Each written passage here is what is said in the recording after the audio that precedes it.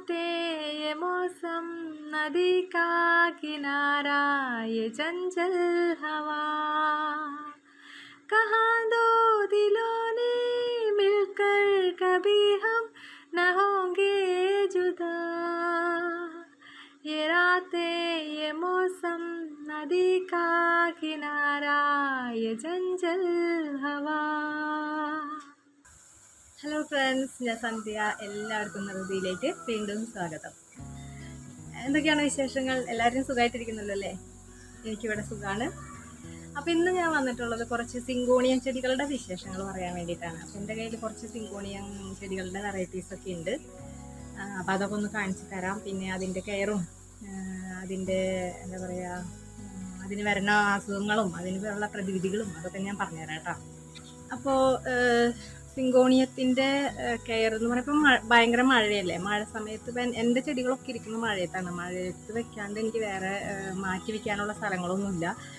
അതുകൊണ്ട് നല്ല മഴയത്താണ് ഇരിക്കണേ. അപ്പോൾ അതിന് വരുന്ന ഒരു പ്രശ്നം എന്താണെന്ന് വെച്ചിട്ടുണ്ടെങ്കിൽ അതിൻ്റെ ഇലകളൊക്കെ ഇങ്ങനെ കുറേശ്ശെ അഴുകി പോകാനൊക്കെ തുടങ്ങിയിട്ടുണ്ട്. അപ്പോൾ അതിന് ഫംഗിസൈഡ് ഇട്ട് നമ്മൾ സ്പ്രേ ചെയ്തിട്ട് എന്താ പറയുക, മഴയത്ത് നിന്ന് മാറ്റി വയ്ക്കുക. അപ്പോൾ ഇതേ കണ്ടോ, ഇതാണ് പ്രശ്നം. ഇതിങ്ങനെ വന്നിട്ട് ഇലകളുടെ പകുതി ഇങ്ങനെ വെച്ച് അഴുകി ഇങ്ങനെ പോവാണ്. അപ്പോൾ നമ്മൾ ഇതിന് ചെയ്യാനുള്ള ഒരു കാര്യം എന്ന് വെച്ചാൽ ഫംഗിസൈഡ് അടിച്ചു കൊടുക്കുക മാത്രമാണ്. അപ്പോൾ മഴയത്ത് വെച്ചിട്ട് ഫംഗിസൈഡ് അടിച്ചു കൊടുത്തു കഴിഞ്ഞിട്ടുണ്ടെങ്കിൽ ഇത് മഴ പെയ്യുമ്പോൾ അതെന്തായാലും പോവും. അപ്പോൾ നമ്മൾ തണലത്തേക്ക് വേറെ മഴ കൊള്ളാത്ത സ്ഥലത്തേക്ക് മാറ്റി വെച്ചിട്ട് ഇതിന് ഫംഗിസൈഡ് അടിച്ചു കൊടുക്കാം. അപ്പോൾ അതിന് വേണ്ടിയിട്ട് ഫംഗിസൈഡ് ഞാൻ ചെയ്യണത് സാഫ് ഞാൻ കൊടുക്കാറുണ്ട്. സാഫ് പക്ഷേ സ്പ്രേ ചെയ്യാറില്ല. ഞാൻ സ്പ്രേ ചെയ്യാനായിട്ട് എൻ്റെ കയ്യിൽ വേറൊരു മരുന്നുണ്ട്, അത് ഞാൻ കാണിച്ചു തരാം.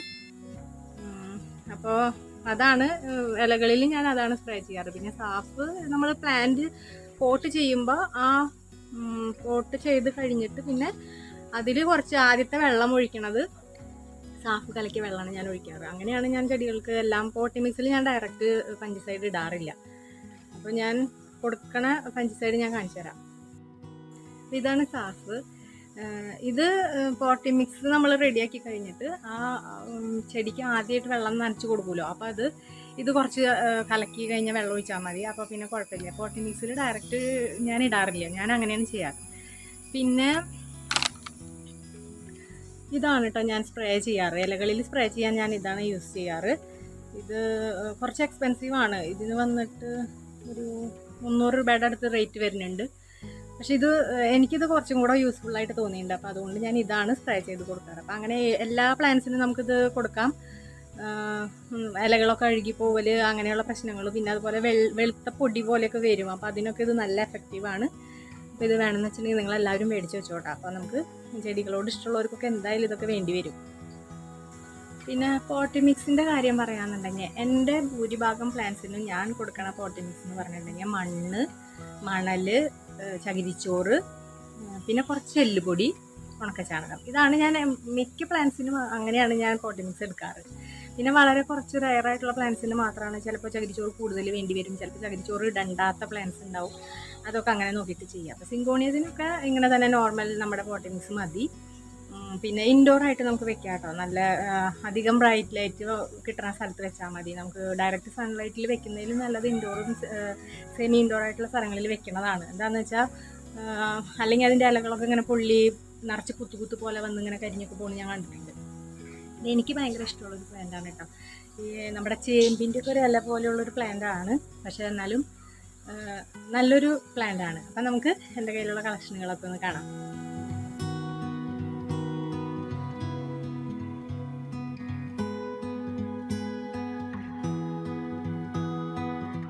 ഇതാണ് ഫസ്റ്റ് വെറൈറ്റി. ഇതിൻ്റെ ഇലയുടെ ഒരു പ്രത്യേകത ആണ് ഈ സിങ്കോണിയം പ്ലാന്റ്സിനുള്ളത്. ഇതിന് ആരോ ഹെഡ് എന്നും കൂടി ഒരു പേരുണ്ട്. അതിങ്ങനെ കൂർത്തിരിക്കണത് കൊണ്ടാണ്. ഇതിപ്പോൾ നമ്മുടെ അവിടെയൊക്കെ സാധാരണയായിട്ട് കാണുന്ന ഒരു വെറൈറ്റിയാണ് കേട്ടോ.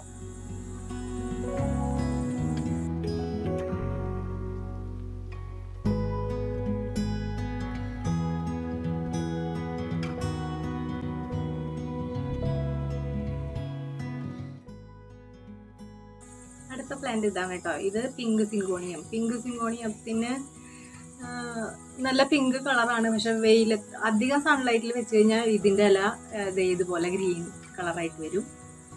അപ്പം അതുകൊണ്ട് അധികം സൺലൈറ്റും പാടില്ല, എന്നാൽ ഒട്ടും വെളിച്ചില്ലാണ്ടായാലും ഇതിങ്ങനെ തന്നെ ഗ്രീൻ കളറാവും. അപ്പം ഇതിൻ്റെ ശരിക്കുള്ള കളർ വരണമെന്ന് വെച്ചിട്ടുണ്ടെങ്കിൽ നല്ല കുറച്ച് നേരം വെയിൽ കൊള്ളണ സ്ഥലത്ത് വെക്കുക, കുറച്ച് ഒരു 1-2 മണിക്കൂർ വെയിൽ കൊള്ളണ സ്ഥലത്ത് വെച്ചാൽ മതി. പിന്നെ ഇതൊക്കെ നമുക്ക് ഈ സിങ്കോണിയം പ്ലാന്റ്സ് ഒക്കെ നമുക്ക് മണി പ്ലാന്റ് ഒക്കെ കയറ്റി കൊടുക്കണ പോലെ ഇങ്ങനെ പടർത്തിയെടുക്കാൻ പറ്റും. പക്ഷെ ഞാൻ അങ്ങനെ ചെയ്തപ്പോൾ എനിക്കത് അത്ര ഭംഗി തോന്നിയില്ല. കാരണം അപ്പോൾ ഇതിൻ്റെ ലീഫിൻ്റെ ഒക്കെ ഷേപ്പൊക്കെ മാറി വരുന്നുണ്ട്. ഈ ഭംഗി നമുക്ക് അങ്ങനെ അത് വള്ളി പിടിച്ച് കയറി പോകുമ്പോൾ അങ്ങനെ കിട്ടുന്നില്ല. അതുകൊണ്ട് എനിക്കിതിങ്ങനെ ബുഷിയായിട്ടിരിക്കുന്നതാണ് ഇഷ്ടം. അപ്പോൾ നമ്മൾ ഇതിൻ്റെ ഇതുപോലെ ഇങ്ങനെ വരും ചെറുതായിട്ട്. അപ്പോൾ ഞാൻ ഇതൊക്കെ ഇങ്ങനെ ഒടിച്ചൊടിച്ച് കുത്തി കൊടുക്കുകയാണ് ചെയ്യുക. കണ്ടുമെന്നിങ്ങനെ ഒടിച്ച് കുത്തി കൊടുക്കാണ്ടാവും. ഇതിൻ്റെ അവിടെയൊക്കെ വേര് ഇങ്ങനെ വന്നിട്ടുണ്ടാവും. അപ്പോൾ ആ വേരുകൾ നമ്മൾ അടക്കം ഒടിച്ചിട്ട് പുതിയ പ്ലാന്റ്സ് നമുക്ക് ഉണ്ടാക്കാം. അങ്ങനെയാണ് സിങ്കോണിയത്തിൻ്റെ പ്രൊപ്പഗേഷൻ ചെയ്യുന്നത് കേട്ടോ. ഇത് കണ്ടോ, ഈ ഇലയുടെ ഷേപ്പ് കണ്ടോ, ഇങ്ങനെ ആവണത് ഇങ്ങനെ ഇതായിട്ട് വരും. കണ്ടില്ലേ, ഇങ്ങനെയാണ് ഇതിൻ്റെ പുതിയ തൈകൾ നമ്മൾ ഉണ്ടാക്കുക. അപ്പോൾ ഇങ്ങനെ ഓരോ മുട്ടിലും ഇതിനിങ്ങനെ വേര് വന്നിട്ടുണ്ടാവും. ഇത് ക്ലൈംബ് ചെയ്ത് പോകുമ്പോൾ അങ്ങനെ പിടിച്ച് കയറി പോകാൻ വേണ്ടിയിട്ടാണ്. പക്ഷെ നമ്മൾക്ക് ഇത് വേണമെങ്കിൽ ഇതിപ്പോൾ ഇങ്ങനെ ഒരു പുതിയ തൈയാക്കി എടുക്കാം.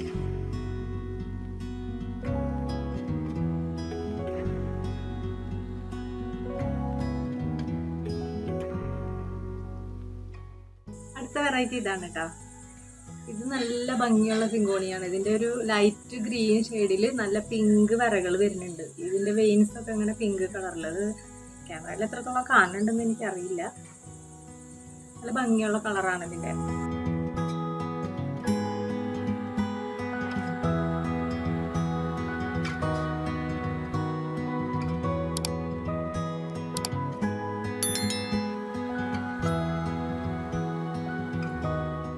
അടുത്ത പ്ലാന്റ് ഇതാണ്. ഇത് സിങ്കോണിയത്തിൻ്റെ സിൽവർ വെറൈറ്റി.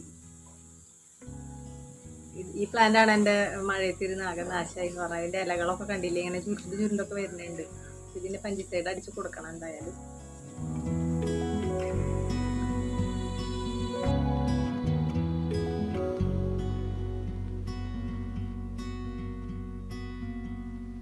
നല്ല ഭംഗിയുള്ളതാണ് കേട്ടോ. ഇതിൻ്റെ ഇലകൾക്ക് ഒരു പ്രത്യേകത എന്ന് വെച്ച് കഴിഞ്ഞാൽ ഇത് നല്ല വെൽവെറ്റ് പോലെയാണ് തൊടുമ്പോൾ നമുക്ക് നല്ല ഭംഗിയുണ്ട് കാണാൻ. ഒരു ഗ്രീനിൻ്റെ ഉള്ളിൽ ഇങ്ങനെ വെള്ള വര പോലെ വന്നിട്ട് നല്ല ഭംഗിയുണ്ട് കാണാൻ. നല്ല തൊടുമ്പോഴും നല്ല ഇങ്ങനെ വെൽവെറ്റ് ഫീലാണ്.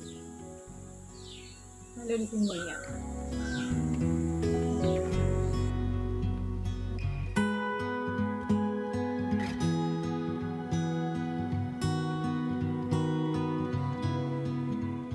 ഇത് സിൽവർ കളർ തന്നെ, പക്ഷെ നല്ല നീളമാണ് ലീഫിന്. കണ്ടില്ലേ, നല്ല നീളത്തിൽ വന്നിട്ടുള്ളൊരു ഇലകളാണ്. പിന്നെ ഇതിനൊരു പ്രത്യേകത എന്ന് വെച്ചാൽ ഇതിങ്ങനെ പടരണ പോലെ വള്ളി വരുന്നില്ല കേട്ടോ. ഇതിന് പുതിയ പ്ലാന്റ്സ് ഇങ്ങനെ അടയ്ക്കുന്ന പൊട്ടി പൊട്ടിയാണ് ഉണ്ടാവുക. ഇതിങ്ങനെ പോട്ട് നിറഞ്ഞു നിൽക്കുമ്പോൾ നല്ല ഭംഗിയായിട്ടതാണ്.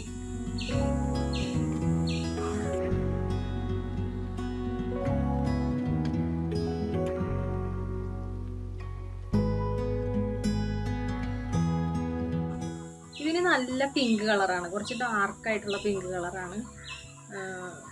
ഇതും എന്താ പറയുക, അങ്ങനെ പുതിയ തൈകൾ താഴെ തന്നെ ഇങ്ങനെ വേരും വന്ന് പൊട്ടി വന്നിട്ട് നിറയുന്ന ഒരു ടൈപ്പ് തന്നെയാണ്. പിന്നെ പടരണ വള്ളിയൊന്നും ഈ സിങ്കോണിയത്തിനും ഇല്ല. സിങ്കോണിയത്തിൻ്റെ മിനിയേച്ചർ വെറൈറ്റികളെല്ലാം അങ്ങനെയാണ് കേട്ടോ.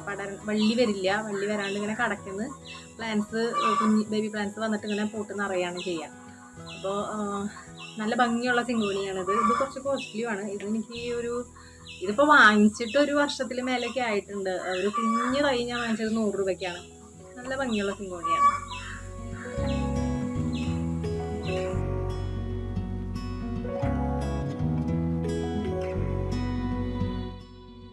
ഇതും നല്ല നീളത്തിലുള്ള ലീഫാണ് ഇതിൻ്റെ. കണ്ടില്ലേ, ഒരു എന്താ പറയുക, സിങ്കോണിയത്തിൻ്റെ അതേ ഷേപ്പൊന്നും അല്ല, പക്ഷെ നല്ല നീളത്തിൽ വന്നിട്ട് ഗ്രീനും സിൽവറും കൂടി വെരിയേറ്റഡ് ആയിട്ടുള്ള പോലത്തെ പ്ലാന്റാണ്.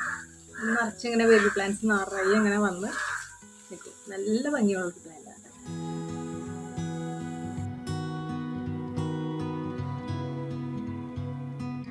പ്രത്യേകത എന്താണെന്ന് വെച്ചിട്ടുണ്ടെങ്കിൽ ഇതിൻ്റെ ഇലയുടെ സെൻറ്ററിൽ കൂടെ ഇങ്ങനെ ഒരു പിങ്ക് കളർ വരകൾ, അതാണ് ഇതിൻ്റെ ഒരു പ്രത്യേകത. പുതിയ ഇല വരുമ്പോൾ അതിനൊരു പിങ്ക് കളർ ഇങ്ങനെ വരകൾ വരുന്നുണ്ട്. ഇതും മിനിയേച്ചർ തന്നെയാണ് കേട്ടോ. ഇതിലും വലുതാവില്ല, ഇതിങ്ങനെ നിറഞ്ഞു വരും.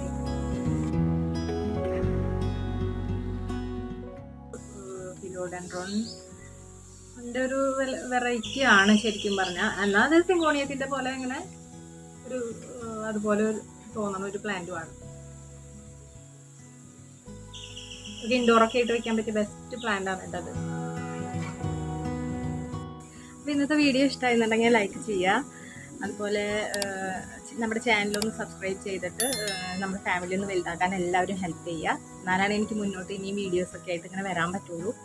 അപ്പോൾ നിങ്ങളുടെ സപ്പോർട്ട് എന്തായാലും ഉണ്ടാവുമെന്നുള്ള വിശ്വാസത്തോട് കൂടിയിട്ടാണ് ഞാനിതിങ്ങനെ ചെയ്തുകൊണ്ടിരിക്കുന്നത്. അപ്പോൾ അടുത്ത വീഡിയോയിൽ ഞാൻ വീണ്ടും വരുന്നതിലേക്കും എല്ലാവരും ഹാപ്പി ആയിട്ടിരിക്കുക, സേഫ് ആയിട്ടിരിക്കുക.